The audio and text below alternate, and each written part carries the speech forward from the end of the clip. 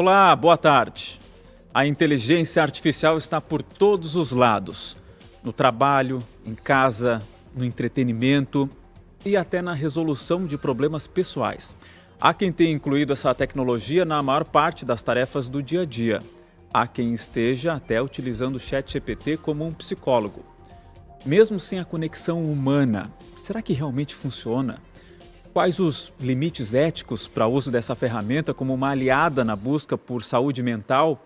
Quais os benefícios e limitações de se fazer uma sessão de terapia conversando com a inteligência artificial? É o que vamos buscar saber no Conversas Cruzadas de hoje, que começa agora.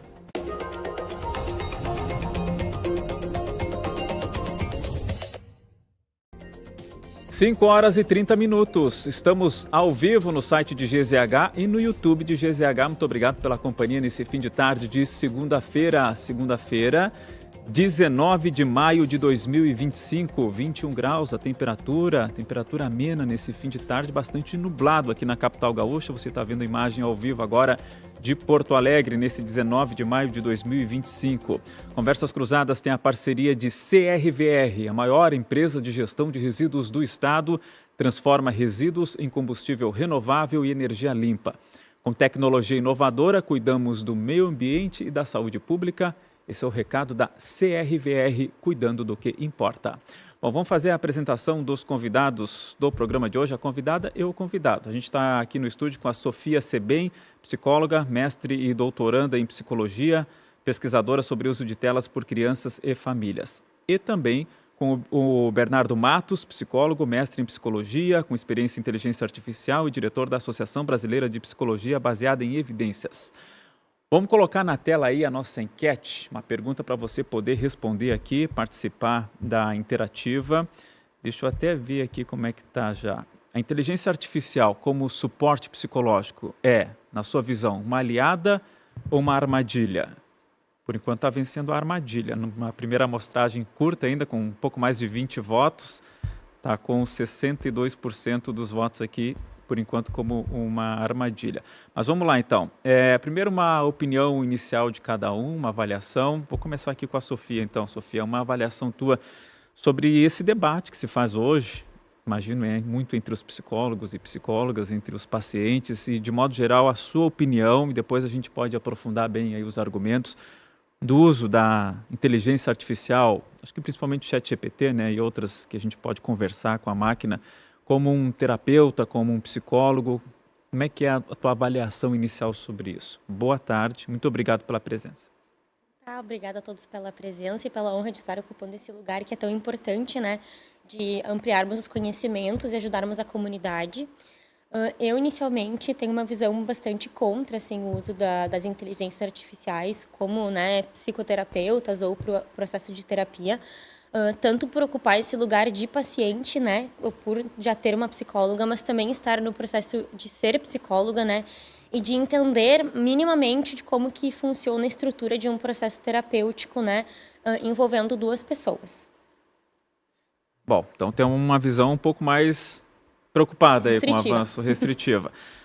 Bernardo, a tua visão inicial aí para a gente dar início para o nosso debate aqui. Boa tarde, muito obrigado pela presença aqui. Boa tarde, querido. Muito obrigado pelo convite. Estou muito feliz de estar aqui. Espero fazer um bom contraponto para a Sofia. Muito do que a Sofia trouxe, eu concordo. Eu acho que, de acordo com o programa, vai ter muitos momentos de concordância. Eu acho que o mais importante de trazer é que, quer queira, quer não, os pacientes estão utilizando o ChatGPT. Ele é muito mais acessível, né? Se a gente for pensar, mesmo na realidade brasileira, todo mundo tem um smartphone, é extremamente prevalente na sociedade. Então, é muito acessível que ele, baixe o programa do ChatGPT e vá utilizar para esse desfecho. Pensando no fato que terapia acaba tendo um encargo econômico para muita gente, isso é algo que façam que não seja muito atrativo para essas pessoas.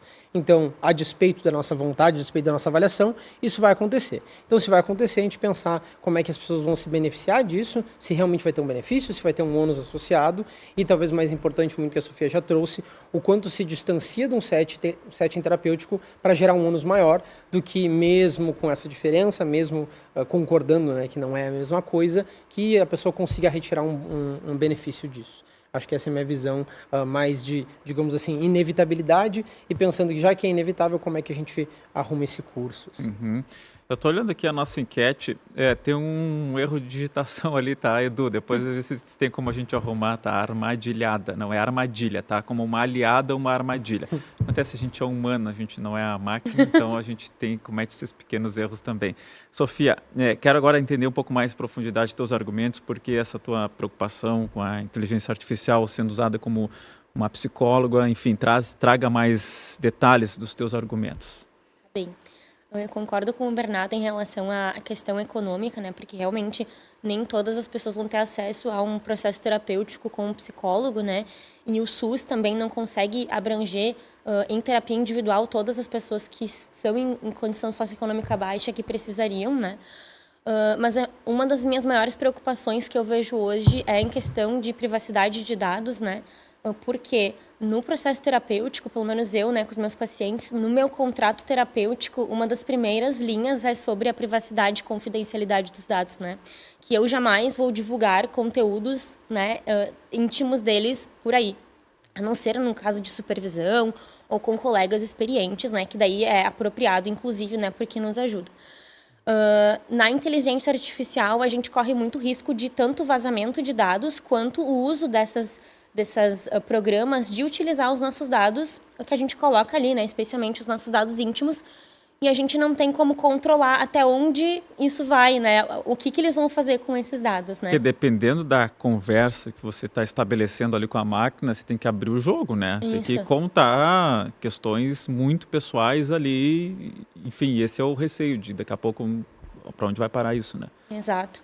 E então, um dos fatores mais importantes que eu vejo dentro do processo terapêutico é a confiança, né? Então, do paciente poder confiar no seu terapeuta, independente da teoria ou da linha teórica que aquele terapeuta vai atuar, né?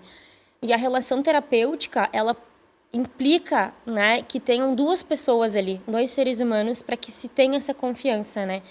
E quando a gente está falando de um processo terapêutico ou terapia, não sei se a gente pode falar esse nome, né? Dentro de uma inteligência artificial, a gente só tem um dos lados que é o ser humano, né? O outro é uma máquina, né? Inclusive, eu já fiz esse teste de pedir para o ChatGPT se ele tem empatia. E ele admite que não. Que bom, está sendo sincero. Mas ele diz que ele pode simular emoções com base no repertório que as próprias pessoas vão colocando ali, né? Então, eu entendo que, de alguma forma, ele vai poder reproduzir ali algumas falas típicas de um psicólogo, né? Mas aquela profundidade e aquela frequência, né, de toda semana é o teu compromisso de ir para terapia, porque o meu psicólogo está me esperando e porque eu estou pagando para aquilo e porque eu sei que é importante, eu não sei até que ponto isso permanece. Tipo, por exemplo, as pessoas que usam o ChatGPT, elas têm uma frequência uma vez por semana ou é uma coisa solta, né? Porque isso também vai implicar. A gente sabe que a terapia de longo prazo, ela tem mais benefícios, né? E como que fica o compromisso daquela pessoa que está utilizando ali, sendo que, né, do outro lado tem, né, uma máquina ali que está falando com ela, né? Então, acho que tem vários fatores, assim, que eu falo que são da estrutura do processo terapêutico que vão influenciar, de alguma forma, a relação do paciente, né? Mas eu vejo que o que mais me preocupa, assim, a nível hard, vamos dizer, é pacientes que são graves em termos de saúde mental, né? Pacientes psicóticos, suicidas, border, né? Que a gente sabe que são os mais graves, assim, que precisam desse apoio. Como é que fica, né? Se a única forma deles terem um apoio é por meio da inteligência artificial, assim. A gente sabe que nesses casos a presença do terapeuta e o setting presencial, inclusive, faz toda a diferença. Aí como é que fica? A pessoa está em casa, né? Se acontece alguma coisa com esse paciente, quem que é responsabilizado? Né? Eu acho que tem várias questões aí para a gente poder abrir para pensar. Mas assim, você disse aqui que chegou a fazer um teste ali perguntando se tem empatia. Isso. Você já deve ter tido algumas conversas, então, com o ChatGPT com esse viés, assim, de terapia, enfim. De modo geral, e para conversas mais simples ou, enfim, de modo geral mesmo, cumpre, assim, um papel? Ele tem a coerência para lidar com perguntas e respostas numa pseudo-sessão? Eu acho que o principal aqui é o prompt, que tu vai dar para ele, né? Porque É o comando. o comando exato que vai dar para ele. Porque se eu pedir lá para ele, eu vou te relatar uma situação do meu dia a dia, me conte, atue como um terapeuta, me conte o que você acha. Eu acho que tem que ser muito bem mais direcionado. Que terapeuta que é esse que tu quer que ele seja, né? Tu quer que ele seja mais reflexivo, mais crítico? Eu acho que é muito mais do que nós estamos colocando ali do que necessariamente o que ele vai colocar. E não que não seja importante, eu acho que sim, vai ser importante o que ele vai colocar, mas muito mais o comando que eu tô dando para ele me fornecer o que eu preciso naquele momento. E se eu não sei o que eu preciso naquele momento, vai estar um pouco enviesado, porque ele vai pegar lá no banco de milhões de dados uma resposta pronta, né? Então, acho que o comando faz toda a diferença para ser um aliado, né? Em coisas mais corriqueiras, mais do dia a dia, né? Ou, por exemplo, acho que é bacana, por exemplo, estou lidando com uma situação difícil, me dê opções que eu poderia explorar, por exemplo, no trabalho. Né? Ele pode dar sugestões, sim, que daqui a um pouco está no meu ponto cego ali, que eu não estou conseguindo enxergar pela minha própria experiência, né? Então, acho que dependendo do comando pode ser positivo para coisas pontuais, enfim, que a gente não está daqui a um pouco conseguindo enxergar, né, com a nossa própria experiência interna. Bernardo, a gente tem 2 pontos aqui levantados pela Sofia, que um é a preocupação com a privacidade dos dados e outro é essa análise do desempenho mesmo da máquina, da inteligência artificial como um terapeuta, um pseudo-psicólogo ali. Quer falar da privacidade ou do... Vai lá, fica à vontade, mas eu queria abordar esses 2 pontos contigo. Eu vou falar de um terceiro ponto que foi o que tu trouxe e aí depois eu venho com tudo isso, mas acho que a pergunta que tu fizeste de tipo, tá, mas e se a gente for tentar ser categórico, digamos assim, ele de fato tem esse papel de psicoterapeuta? Eu acho que isso é um reflexo da nossa concepção de psicoterapia, né? A psicoterapia não é, até hoje, infelizmente, não sei se tu sabe disso, mas uma prática regulamentada do psicólogo. No Brasil, qualquer pessoa pode se descrever como psicoterapeuta. Então, em média, a concepção que a gente tem de psicoterapia acaba sendo muito ampla, porque vai ter pessoas que nem vão estar, de fato, conduzindo um processo terapêutico e vão se descrever como psicoterapeutas e tu vai sentir que não, aquela é meu psicólogo, e a pessoa não é. Então, já no Brasil, a gente já parte desse pressuposto, digamos assim, de que se eu vou tentar categorizar a IA como ela de fato tem um papel de um psicoterapeuta, já fica difícil na nossa concepção de que até a psicoterapia no Brasil tem essa dificuldade.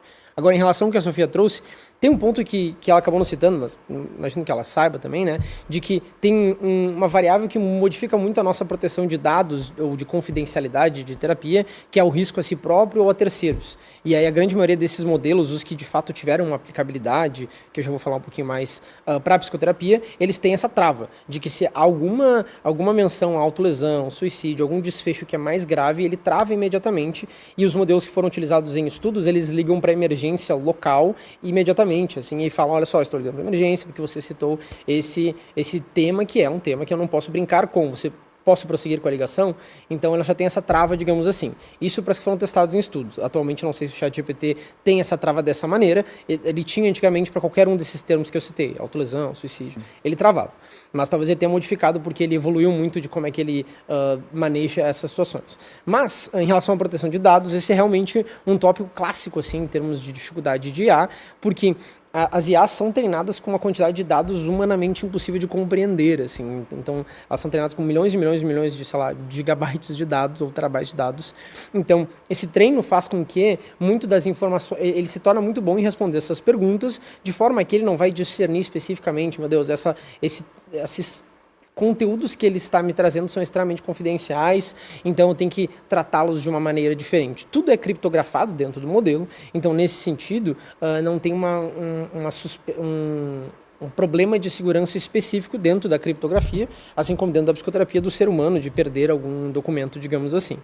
Mas esse é realmente um clássico, digamos assim, de que, bom, mesmo criptografado, mesmo com toda essa segurança, é uma empresa, as empresas têm dificuldades, assim como, de novo, nós, psicoterapeutas, temos nossas dificuldades.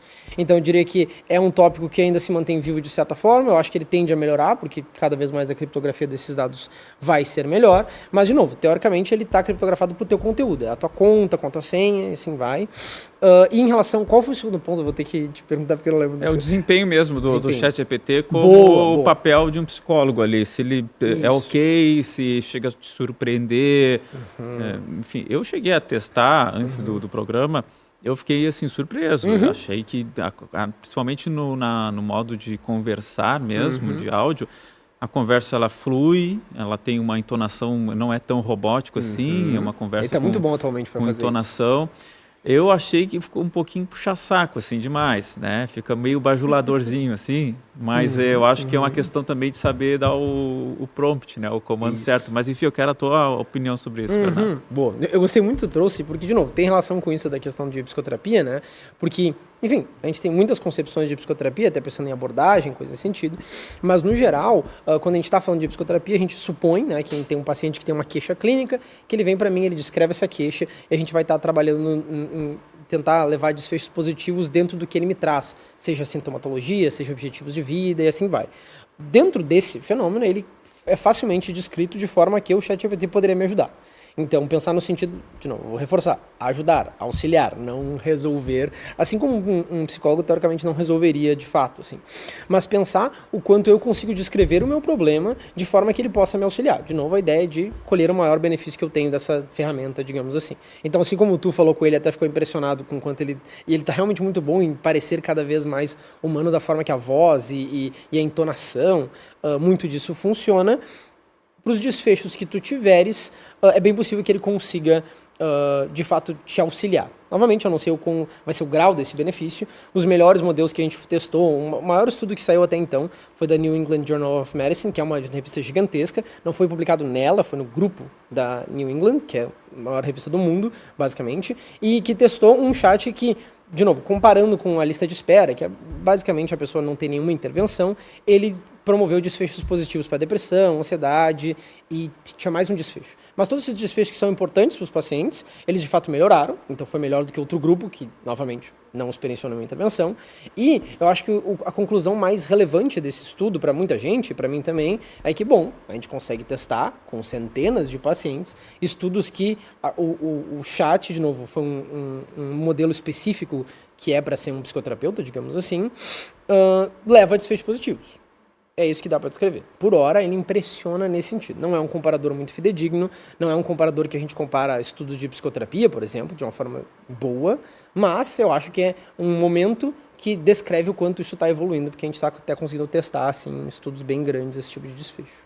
E você tem conhecimento de pessoas que estão utilizando mesmo, ou relato de alguns pacientes? Sim. Como é que está esse debate hoje em dia aí? O relato da maioria das pessoas que me fala que usa ele para esse desfecho são semelhantes aos teus, desculpa, que é de ver benefício, assim, ficar um pouco impressionado com o quanto ele consegue beneficiar a pessoa. Mas é muito mais, direi eu, porque a priori a pessoa não espera muita coisa. Então ela já engaja pensando, tá, isso aqui é meio estranho, vou ver como é que eu me sinto.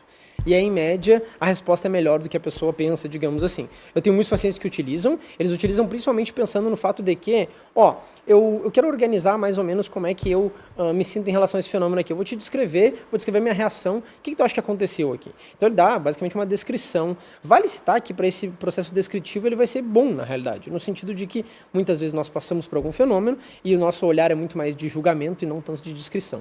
E aí, nesse sentido, ele não tem tanto viés, então ele descreve o fenômeno como ele é. Se eu vou conseguir usar isso para um desfecho positivo, daí é comigo, né? Mas às vezes até se a gente descreve um fenômeno para nós e a gente entende melhor ele, mesmo assim isso não modifica muito o meu comportamento. Mas, de certa maneira, ele vai conseguir... Muitos dos meus pacientes falam desse benefício e é justamente num prompt em que vai descrever mais ou menos como organizar as minhas ideias, assim. Mas não de novo, né? Tipo, é o Bernardo lá. Não. Sim. E aí, Sofia? Fale mais das tuas angústias, dos teus receios ou de alguma forma do teu otimismo também, porque eu não sei, eu acho que os dois talvez tenham pontos positivos e negativos aqui na visão de vocês, né? Porque realmente tem gente que não tem a mínima condição de fazer financeira, de fazer uma terapia e acaba experimentando algo parecido ali no ChatGPT, mas enfim, fica à vontade para trazer mais alguma avaliação sua, alguma preocupação, um sentimento de mais otimismo ou de preocupação. Bem, bom, eu acho que o que o Bernardo falou, realmente, eu fiquei pensando, né, que a gente precisa voltar algumas casinhas, né, porque no Brasil, psicólogo faz psicoterapia, mas não é regulamentado só exclusivo para psicólogo, psiquiatra, enfim, né. E isso coloca todo uma nuance do quanto que muitas pessoas não sabem o que é fazer psicoterapia de verdade, ou seja, com um psicólogo, justamente porque a gente não tem essa privatização, né, da nossa profissão, assim, dessa técnica, enfim, desse trabalho, né. Então, eu acho que isso também Só explica melhor, Fê, eu acho que não entendi direito. Então, não é uma exclusividade do psicólogo. Psicoterapia não é. E qual seria a diferença psicoterapia? A psicoterapia, no caso, terapia, né? Vamos dizer Sim. assim, que são sinônimos, né? Sim. Mas hoje, por exemplo, qualquer pessoa pode fazer um curso de final de semana, 6 meses, se intitular terapeuta ou psicoterapeuta. E aí as coisas se confundem, Se confundem, na verdade. se A pessoa confundem. pode estar consultando com um psicoterapeuta que fez um curso e está buscando algo que o psicólogo talvez seria o mais indicado, seria mais ou menos isso. Até porque a gente faz no mínimo 5 anos de formação, Sim. a priori com professores mega capacitados, né? A maioria das pessoas ou faz pós-graduação ou mestrado e doutorado, porque vê que a sua graduação às vezes não dá conta da complexidade que é, ou porque quer se especializar em alguma área específica, né? Então, eu acho que isso, por si só, já coloca ali, né, do que as pessoas esperam que o ChatGPT façam por elas, Sim. né? Eu gostei bastante do que vocês falaram sobre essas coisas pontuais, porque, inclusive, isso pode ser um lugar que a pessoa pode desabafar um pouco, né, se a gente for pensar. A pessoa que não tem um espaço ou pessoas de confiança, né, uma rede de apoio e não quer fazer psicoterapia, ela pode usar a inteligência artificial para desabafar, para colocar ali o que ela pensa, né? Então, acho que, nesse sentido, é relevante, assim. Uma coisa que eu vi até, estudando um pouco sobre o tema, que eu fiquei pensando também, é que a inteligência artificial, ela não sabe o quanto que ela não sabe. Eu sei que isso parece meio... Vamos lá, peraí, deixa eu anotar aqui. A inteligência artificial não sabe o quanto que ela não sabe. o quanto Ou que ela seja, não sabe. Nós, seres humanos, nós temos essa percepção de que eu sei algumas coisas e eu não sei outras, né? No processo terapêutico, a incerteza, a dúvida, muitas vezes é o que guia o terapeuta, dependendo da linha teórica, enfim, da abordagem, rumo a ajudar o paciente a descobrir mais sobre si mesmo, né? Especialmente quando uma pessoa tenha uma visão da terapia muito mais de autoconhecimento e tudo mais. Mas essa incerteza por parte do psicólogo mesmo? Isso, porque eu não sei tudo que se passa na cabeça do meu paciente, né? Então, eu estou ali para fazer muito mais perguntas, ok? Vou fazer respostas, vou ter respostas, enfim. Mas eu, dependendo da demanda do paciente, eu estou ali para ajudar ele a descobrir, né, o que se passa na cabeça dele, fazendo muito mais perguntas, né? Então, levando essa reflexão. Claro, tem casos mais graves que fazer perguntas não faz sentido. A gente vai ter que ter uma técnica muito mais contida, mais objetiva, né, dependendo do caso. Mas o fato do ChatGPT ou qualquer inteligência artificial não saber do quanto que ele não sabe, já tira um pouco essa questão da incerteza, né? Então, aquela questão de abrir às vezes para pensar, eu acho que fica um pouco limitada, né? Pelo menos do meu ponto de vista ali do tete a tete com o terapeuta. Porque a máquina ela vai ter, pela tecnologia dela, por imposição ali de como ela é construída, uma resposta imediata. Então, aí pode estar algo enviesado porque ele vai preferir responder algo imediatamente do que parar um pouco mais para refletir ou para dizer que não sabe ou para fazer outra pergunta. Talvez seja por aí, assim. Não eu tem... acho que sim. E às vezes, na própria terapia, não sei se o Bernardo tem alguma experiência, mas eu, às vezes, com alguns pacientes, eu não sei, em alguns momentos, o que falar. E eu prefiro não falar do que falar qualquer coisa. Eu, às vezes, fico em silêncio, eu acolho, né? Então, isso é muito de ser humano, essa intuição, essa percepção, que eu não sei, né, Bernardo, até se os teus pacientes relatam algo nesse sentido, né, desse imediatismo, né, ou do quanto que tem espaço para incerteza ali, para de fato a gente poder divagar e poder criar insights a partir do que é colocado ali, sabe? Eu tô muito feliz que tu trouxe isso, porque eu acho que isso é um ponto sensacional. Eu nem tinha antecipado trazer esse tópico, porque ele é bem específico no sentido de que... Isso é uma coisa muito interessante, ficou famoso no TikTok, um vídeo, não sei se vocês viram, de que... Talvez eu não descreva exatamente como ele é, tá? Mas é de que se tu... Principalmente a IA do Google, se tu coloca um provérbio, digamos assim, ele explica o provérbio, do tipo, sei lá, acertar 2 coelhos com uma cajadada, coisa nesse sentido. E aí ele usa a heurística da organização das palavras para explicar aquele provérbio. Só que tu pode inventar. Tu pode botar, tipo, com 5 canecas se faz um buraco. E aí ele fala, então, esse trocadilho ele significa que com 5 canecas ele realmente inventa baseado na heurística. Convictíssimo.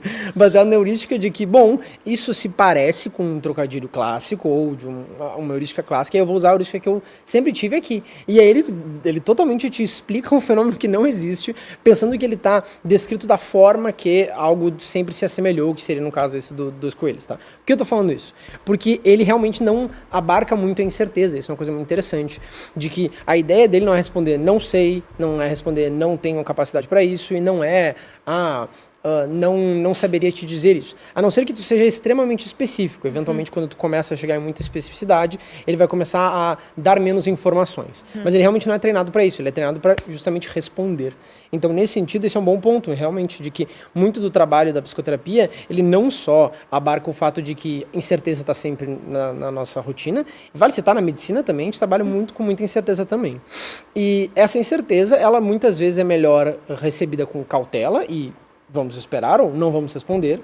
E isso é algo que o modelo, ele realmente, em média, vai direto para a resposta. Mesmo que ele use de uma heurística até, às vezes, meio indireta, assim, para chegar numa resposta. E aí, esse exemplo da cajadada que eu dei. Então, é um bom ponto mesmo, de que a chance é que ele não abrace a incerteza que nenhum ser humano vai abraçar. Seja de não responder, seja de apenas sentir aquela emoção, aquele sentimento como ele está se manifestando, e seja de poder passar por aquela situação com o paciente. Ele vai dizer, é isso aqui. E aí, às vezes, eu fico tipo, não era bem isso.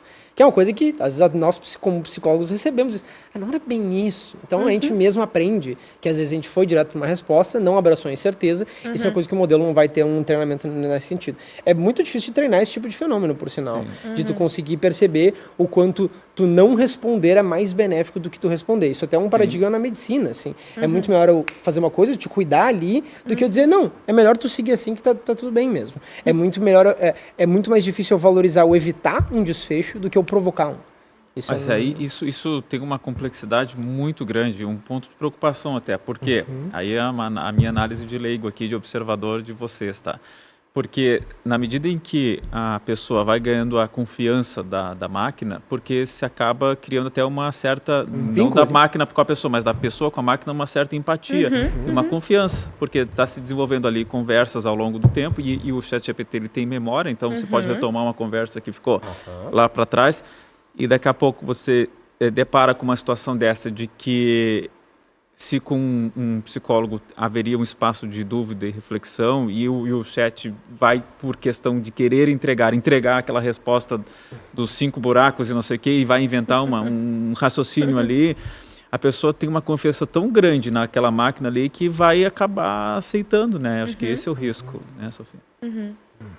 Ao mesmo tempo que eu fiquei pensando, né, também que uma das questões que as pessoas trazem é sobre a questão do isolamento, né? Que a nossa geração, assim, especialmente, enfim, Millennium, Z e Alpha, enfim, cada vez mais isolados e se relacionando com máquinas, ou seja, até o celular, né? E menos com seres humanos em si, né? Eu acho que sim, que é um ponto relevante, mas eu acho que tem alguns pacientes específicos que até se beneficiariam, né, de poder interagir com uma inteligência artificial ali que esteja adequada, né? Por exemplo, pacientes que têm fobia social, né? Então, que têm receio de se expor em público, que têm medo, né? Ou que, enfim, nunca pisariam num consultório de psicólogo ou não gostariam de fazer terapia online, ao vivo com um psicólogo, né? Ali pode ser até uma porta de entrada para essa pessoa. A porta de entrada, mas não tem o risco também de potencializar esse isolamento. E aí eu acho que as pessoas precisam criar essa crítica, essa consciência, assim, né? Ok, eu estou usando isso aqui porque eu quero realmente me beneficiar, como tu pontuou, né, Bernardo, no começo. Ou eu estou usando isso aqui como uma fuga para algum desafio que eu não quero olhar, então é mais fácil eu colocar debaixo do tapete, sabe? Eu acho que isso vale muito da pessoa ter essa consciência, essa crítica, né? Mas, volto a dizer, uma pessoa que ela está com um sofrimento emocional muito grande ali, né? No caso, por exemplo, de um paciente com fobia social, será que ele tem essa noção? Ou será que ele olha para esse desafio, esse problema, e consegue ter essa consciência, essa crítica, né? Porque às vezes o paciente chega e nem sabe que ele tem um problema na terapia, né? Então, como é que a gente consegue também, né? A minha questão é para que tipo de pessoa que é positivo, inteligência artificial, para que tipo de pessoas ele vai ser mais arriscado. Né? Até pelos meus estudos de uso de telas na infância, a gente tem visto cada vez mais a importância de olhar para os indivíduos, né? Então, que para algumas pessoas pode ser mais benéfico, para outras crianças pode ser mais prejudicial. E eu acho que transpondo isso para o adulto ou para o adolescente que usa a inteligência artificial, acho que vale também, né? Para quem que é positivo ou para quem que é mais arriscado. Se é inevitável que isso aqui vai ficar, e a tendência é que tenha cada vez mais, elas sejam cada vez mais sofisticadas, para quem que serve e para quem que não serve. Bom, e é isso, entre o não fazer absolutamente nada e daqui a pouco ter um contato com algo que pareça uma terapia com o ChatGPT, eu acho que dá para ir com uma relativa confiança, assim, uma relativa segurança de que algum retorno ele pode ter, né? Tem algumas mensagens chegando aqui. O Thiago Bianca, ChatGPT e outros chatbots comerciais têm a tendência a sempre concordar com o usuário, esse puxa-saquismo que o Léo falou. Por isso, terapeutas de IA teriam que ser sistemas bem específicos. Existem sistemas bem específicos para isso? Para esse desfecho específico... Desculpa. Ou algum aplicativo, algum... Como eu te citei daquele estudo da New England, ele foi um chatbot que ele foi de fato treinado para o desfecho psicoterapia. No caso, né, dos Estados Unidos, então tem alguma diferenciação, mas em média para esse desfecho que ele foi treinado. Nesse sentido, ele vai saber que tem várias situações em que ele tem que se portar mais ou menos como ter certas respostas mais congruentes. Agora, em relação a isso que tu trouxe, é difícil treinar um modelo para, olha só, está sendo muito puxa-saco, assim. Então, isso é muito da interação com o usuário, entendeu? No sentido de que vai ser muito difícil que tu consiga quebrar uma cadeia, digamos assim, de eventos que normalmente, se tu não corrigir ele segue sendo teu puxa-saco. Então, muito do processo de treinamento desses modelos, a gente também que sempre treinando eles quando a gente responde, é de avisar ele, ou de pelo menos, né, dar uma resposta de que, bom, eu sinto que tu tá, na real, tu não tá focando no problema, focando na minha queixa aqui, tu tá só me validando e só dizendo que eu sou incrível e não é para isso que eu tô aqui. Então isso demonstra uma especificidade bem forte aí da psicoterapia no sentido de que não é só por validação que a gente chega numa mudança, não é só levando em conta o que o paciente me traz, como a Sofia trouxe, como queixa de que talvez tenha algum outro desfecho ali que seja importante. Então tudo isso é de uma nuance bem grande, assim. Então os modelos eles vão conseguir modificar baseado nessa interação, mas ele depende muito de como é que a pessoa vai intermediar essa interação, porque senão ele segue na cadeia e de repente ele está, sei lá, na 60ª resposta e tu falou, na realidade tu está puxando meu saco faz umas 20 respostas. Ele falou, tem que me dizer no meio do caminho, não é agora que eu vou mudar muito a minha conduta. Assim. Deixa eu ler mais algumas mensagens aqui. O Thiago Bianca, o Edu me lembra que, claro, o Thiago já participou aqui do Conversas Cruzadas, um abraço pro Thiago. O João Romão, a inteligência artificial me parece melhor para terapia cognitivo-comportamental do que outro tipo de abordagem. Comentários? Eu ri porque eu sou muito mais de uma abordagem psicodinâmica e de terapia da mentalização, né? E eu acho que é muito mais difícil de treinar o modelo quando a gente está falando de terapia psicanalítica e baseada na mentalização, porque ela é muito menos estruturada do que a terapia cognitivo-comportamental, e aí tu pode super complementar depois, né, Bernardo, porque não é minha especialidade.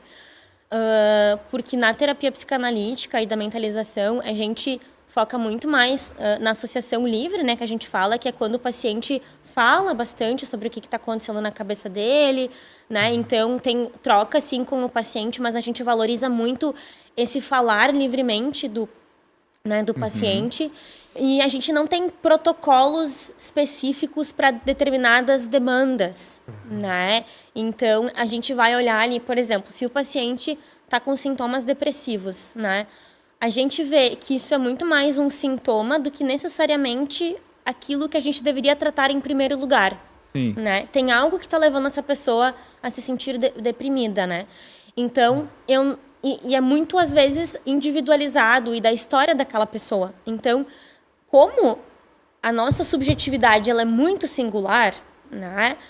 É muito mais difícil de uma inteligência artificial estar treinada para captar essas nuances, a não ser que eu coloque ali a minha individualidade, né? Então, eu entendo que para a psicoterapia psicanalítica e da terapia da mentalização, seria muito mais difícil ele ser fidedigno ao que ele está se propondo a fazer, né? Não sei o que tu acha, Bernardo, em relação a TCC e outras abordagens. Boa. Eu gostei muito da tua resposta e eu concordo. Eu acho que para muitos desfechos de psicodinâmica e psicanálise vai ser muito difícil treinar o modelo, justamente pelo fato de que, como é que esses modelos funcionam, né? A gente, como eu citei, são milhões de terabytes de dados que são utilizados para treinar. Esse modelo é baseado nesses dados que ele treina. Nesse sentido, não é como se a psicanálise não tivesse dados, digamos assim. Evidentemente se tem. Mas muito da literatura psicanalítica ela é muito mais em livros que descrevem mais ou menos como é que um analista tem que se portar e como é que o processo psicoterapêutico, em média, se dá. Enquanto muito de que a gente tem, no caso de terapia comportamental dialética, da TCC, que tu citou, ou de outras abordagens, elas têm uma grande parte dos dados delas são publicados como evidências científicas que se tornaram um protocolo. Então, baseado nas evidências que a gente tinha, mais ou menos na primeira sessão tu tem que fazer isso aqui, mais ou menos até a quinta sessão tem que fazer isso aqui.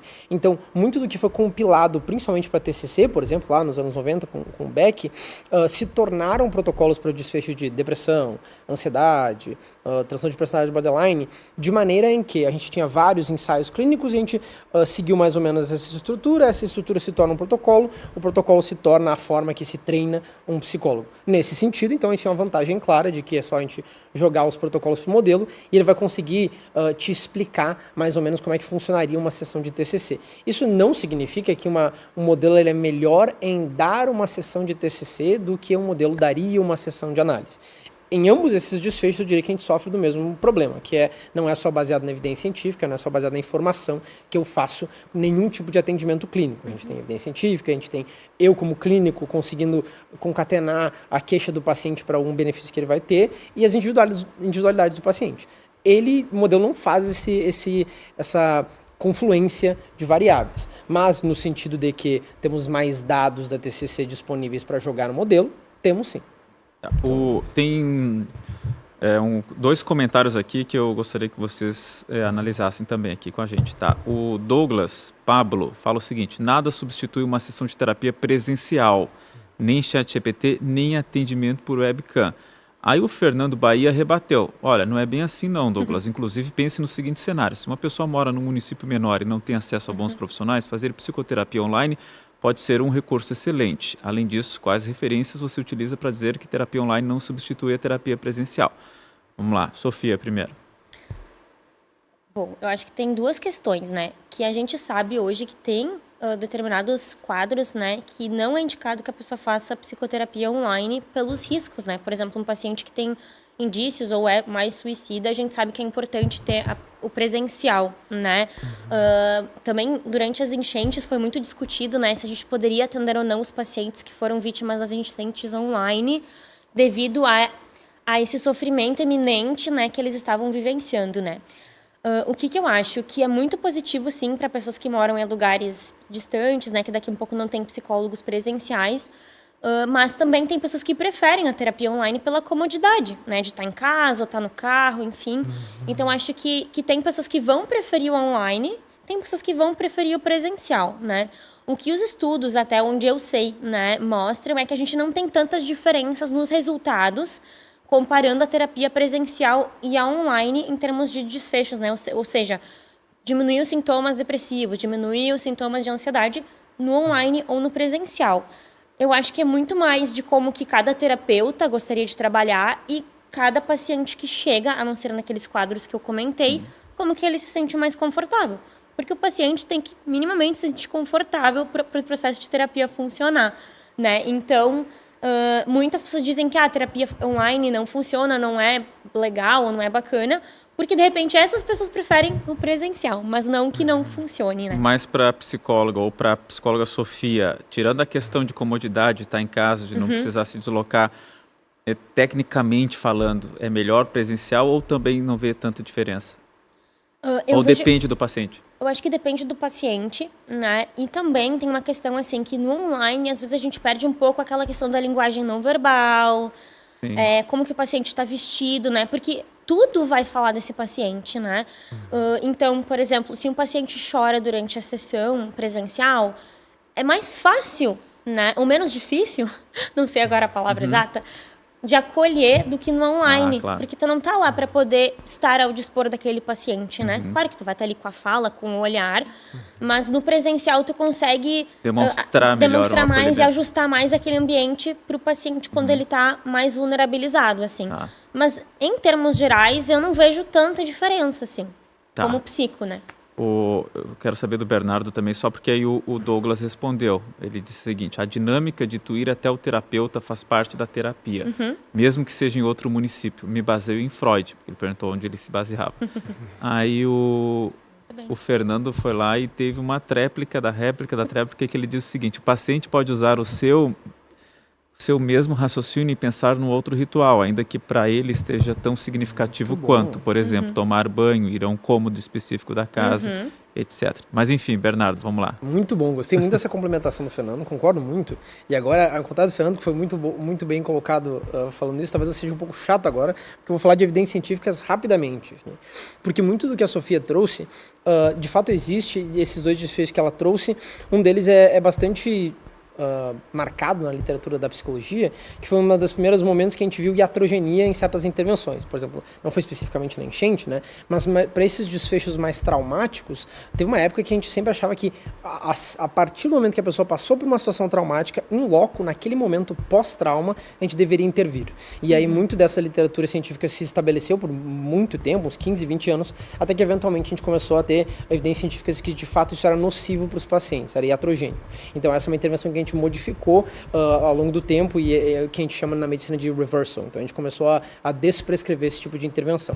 Uma das que as pessoas falam, e agora a Sofia, desculpa, eu espero não parecer muito contundente, não é a intenção, é de que o online não deveria ser usado para alguns desfechos específicos. Muito do racional utilizado é de plausibilidade, assim, no sentido de, bom, tu tá na tua casa, com a tua, né, fechado no teu ambiente, eu sou distante de ti, se tu vir a demonstrar uma intencionalidade de acabar com a própria vida, eu não tenho como te parar, digamos assim. Então tem uma plausibilidade clara de que pela distância eu não consigo parar esse desfecho. Eu seria refém de ficar ligando para alguém, usar a rede de alguma forma.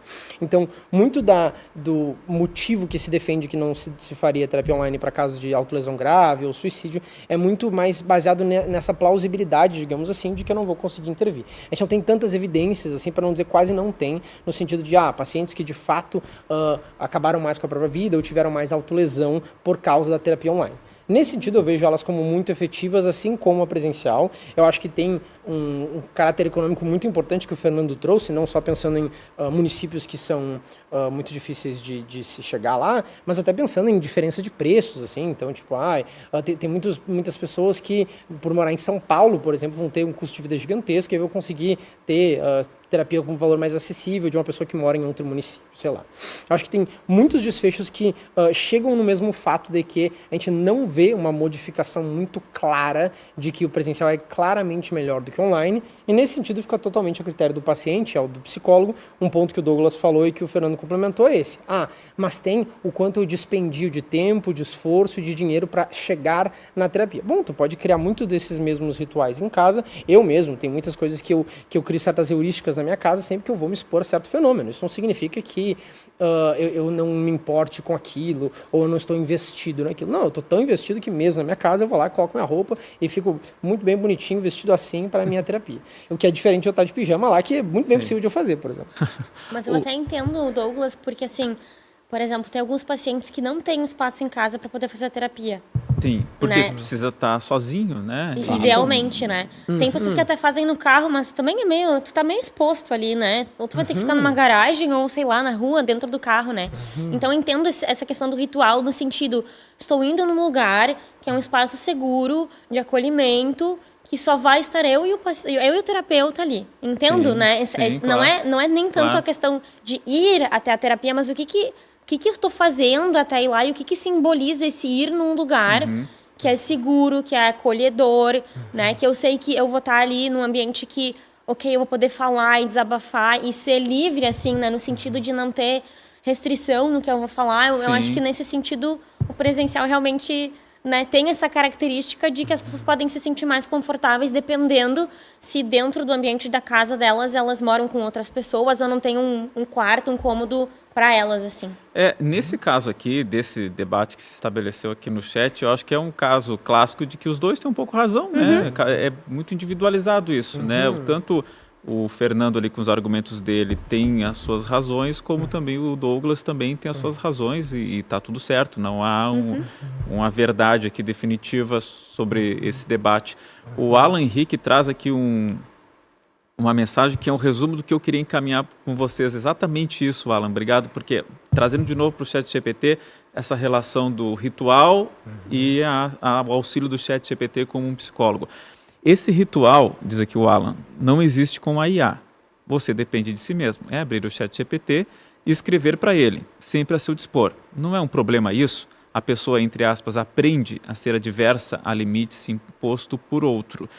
É isso, porque até que ponto ter essa facilidade de fazer uma terapia, ou vou chamar de pseudoterapia, porque é com o ChatGPT, essa facilidade acaba sendo algo prejudicial para ter o resultado que a gente está debatendo aqui. Porque a pessoa pode, ao longo do dia, fazer 3, 4 conversas espaçadas. A pessoa pode fazer uma conversa dirigindo o carro, indo do carro e fala 5 minutos, depois 15 minutos. Essa ausência de uma rotina, de uma consulta com um terapeuta, com um psicólogo convencional, isso joga contra ou joga a favor da inteligência artificial? Deixa eu que falar. Pergunta difícil que a Sofia está pensando aqui. Ó. Viu a incerteza? Viu a incerteza da psicóloga. Não, eu ia dizer que ela sempre tem respondido primeiro, até te dá licença de pensar mais, porque eu sempre estou ficando depois. Então, vai lá, Bernardo. Fala primeiro para ver se a Sofia consegue elaborar o raciocínio dela. Te dá um desconto aí. Mas muito do que foi trazido é muito interessante, porque esse ponto, a forma que ele descreveu foi muito boa. Porque eu diria que o benefício em muitas intervenções em saúde, ele transcende o sintoma específico.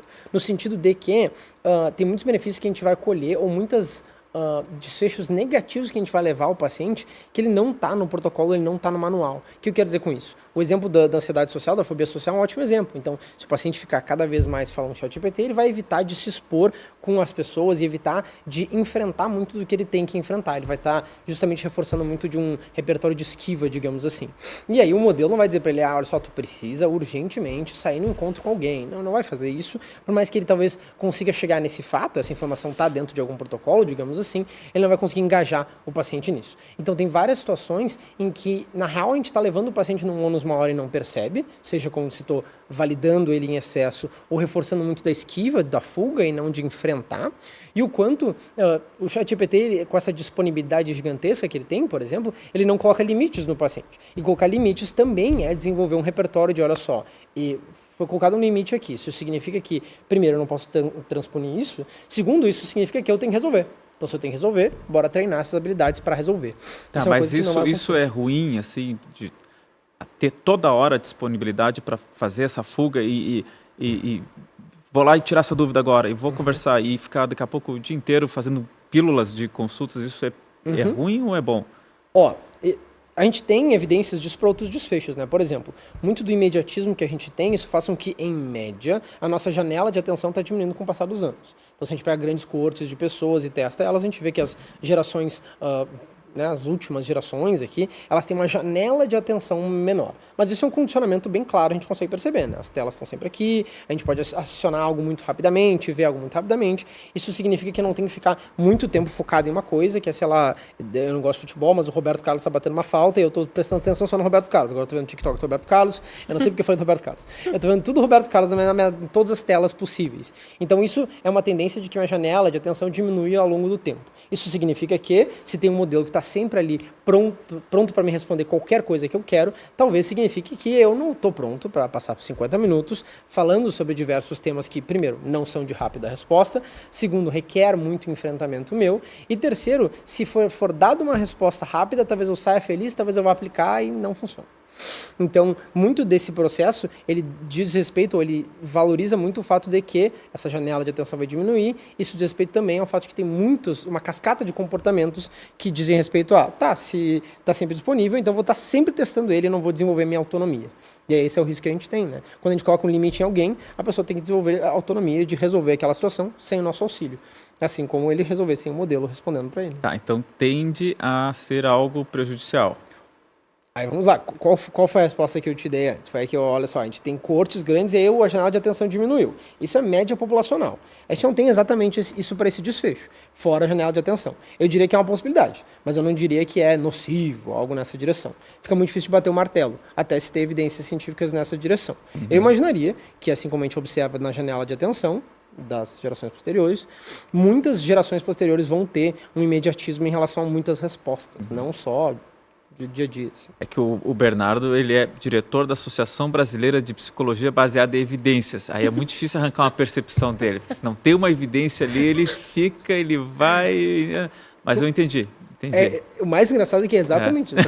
Tu acabou de perceber que é exatamente isso. Tá, mas Sofia, você que não é associada a essa entidade que trabalha somente com evidências, me dá uma percepção tua sobre esse dilema de ter a todo instante a possibilidade de fazer pílulas de consulta ou ter um momento de consulta. Tende a ser pior ou melhor isso?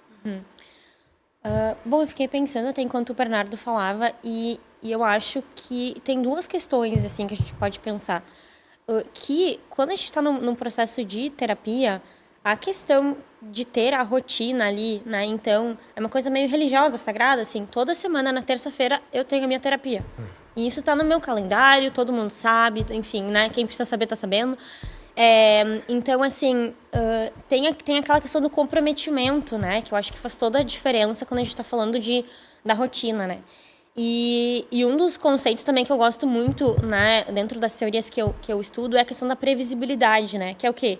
Eu saber o que me espera e eu estar segura e me sentir confiante de que aquilo vai acontecer, né? Dentro do que a gente consegue controlar, obviamente, né? Quando eu tenho ali, a todo momento, algo disponível para conversar, eu acho que tira um pouco isso, porque... Sabe, aquela coisa meio... Acho que pode se tornar um pouco efêmero e banal ao longo do tempo. Tipo, tá ali, então eu posso usar? Aí se um dia eu não quero, eu não vou? Tipo, e na terapia, se um dia eu não quero, eu não vou, minha psicóloga vai estar lá me esperando, eu vou ter que pagar a sessão se eu desmarcar em cima da hora, né? Então tem todo... Como eu comentei no começo, o que envolve um processo terapêutico, né? Que eu acho que desliza um pouco. Em relação à questão do imediatismo, né? Eu acho que eu não acho que é algo tão positivo, tá? Porque a gente vê o quanto que as pessoas têm, né, se voltado muito a essas respostas prontas, rápidas, e tiram um pouco aquilo, tipo, deixa eu parar e pensar um pouquinho, deixa eu refletir antes de querer buscar. Tá, eu posso até pedir para ele me fazer mais perguntas do que respostas, né? Mas eu acho que essa questão da janela de atenção, né, enfim, uma janela de resposta... Eu acho que não é algo tão positivo, né? E até pensando na questão, assim, não só de adultos, mas de adolescentes, né? Que estão ainda desenvolvendo algumas partes importantes do cérebro. Não conseguir esperar, não conseguir ter muita rotina, né? Se eles usam muito, eu acho que não é tão positivo, né? Porém, vamos pensar aqui. Eu tô com uma situação gravíssima, a minha psicóloga está inacessível, eu não tenho com quem conversar, eu não tenho rede de apoio, eu moro numa cidade no fim do mundo.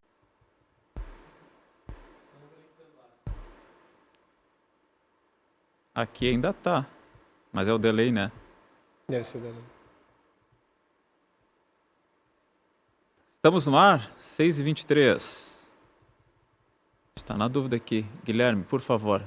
Estamos no ar, vamos lá. A gente parece que teve uma interrupção aqui, mas vamos lá encaminhar essa parte final aqui do programa, que é a seguinte. Muito se questiona, dentro do jornalismo, se a IA vai acabar com a profissão de jornalista. Entre vocês... psicólogas, psicólogos, há esse temor de que vai chegar um momento assim de que não vai mais ter a profissão ou não com relação a isso vocês estão tranquilos?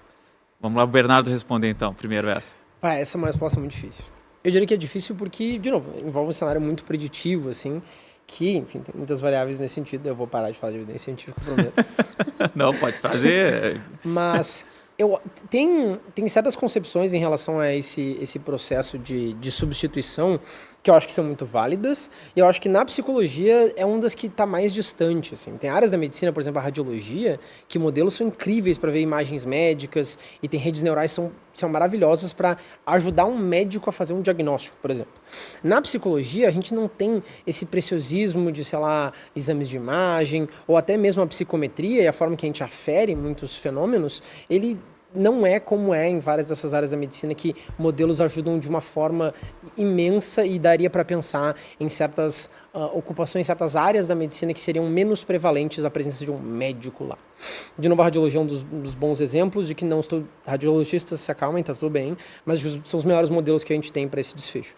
Na psicologia, eu acho muito difícil pensar numa substituição, porque, novamente, fora esses estudos serem extremamente incipientes, a psicoterapia, ela carrega uma especificidade muito grande, que é o fato de que a gente não está trabalhando com muitas coisas que são sensíveis a níveis de dado, não é um dado que vai resolver aquele processo. É um processo que requer muito mais do que isso, e a inteligência artificial está muito longe de conseguir, de fato, se aproximar de como é que é o contato de que eu tenho com meus pacientes, entendeu? Eu tenho segurança total de que nenhum paciente meu seria mais beneficiado por uma IA do que de mim. E não é porque, o Bernardo é incrível. Não, é muito no sentido de que o vínculo que a gente construiu ao longo do tempo, ele não é hoje aferível por uma IA. Uma IA é capaz de nem perceber o que está acontecendo naquele vínculo ali de tão benéfico para aquele paciente. É como se eu descrevesse esse fenômeno e a IA ia ficar confusa do que está acontecendo. Então, eu pensaria muito nisso, assim, de que não vejo um futuro nesse sentido, muito menos daqui a pouco, digamos assim, e eu pensaria que para a psicoterapia, principalmente, está bem longe mesmo. Assim. Sim. Com os jornalistas também não, viu, dona IA? Não vai tomar o nosso lugar, não. Assim eu imagino e torço. Mas, Sofia, acho que é mais ou menos a tua opinião também. Isso, eu ia falar sobre a questão da relação terapêutica, né? Que eu acho que tem se tido muito um movimento, assim, de poder pensar na importância das relações humanas, assim, né? Pessoas muito preocupadas, assim. Eu acho que é muito cedo para dizer se vai substituir ou não. Eu acho que sim, precisa de mais estudos, né? Até porque a gente não sabe o quanto que essa inteligência artificial vai ser refinada ou não ao longo do tempo, né? Mas eu acho que eu não tenho receio de que ela vai substituir, né? Eu acho que o maior receio é do quanto que eu sou capaz de entender daquilo também para poder ajudar meus pacientes a fazer um melhor uso. Eu acho que é isso, assim, não meu adianta receio. brigar, né? Isso, Tem que buscar tirar proveito também. Isso, como psicólogo, né? Como que eu posso usar isso ao meu favor, Claro. né? No sentido de o que o meu paciente está usando ou não ali. Então, acho que é muito mais o receio. Não é se a inteligência artificial vai substituir o psicólogo, mas, de repente, vai substituir o psicólogo que não sabe como utilizar ou como lidar com aquela inteligência artificial. Que fica mais, né, nas práticas mais passadas, ou que até rejeita o quanto que a inteligência artificial tá aí e tá vindo com tudo. Uma analogia bem rápida disso, desculpa, claro, celular e computador. Assim, é muito difícil pensar alguém que não utiliza um smartphone ou não usa o computador. E vai ser muito dessa mesmo prisma. Assim, é mais ou menos o que o Carlos Almada diz aqui. Não tenho medo com relação a IA, tenho pacientes que, entre aspas, né, conversam com a IA e depois me trazem esta reflexão para a terapia. Acredito ser aliada da psicologia, pode deixar nossas sessões mais dinâmicas. A relação terapêutica é como um relacionamento entre humanos. Podemos simular, mas não será a mesma coisa.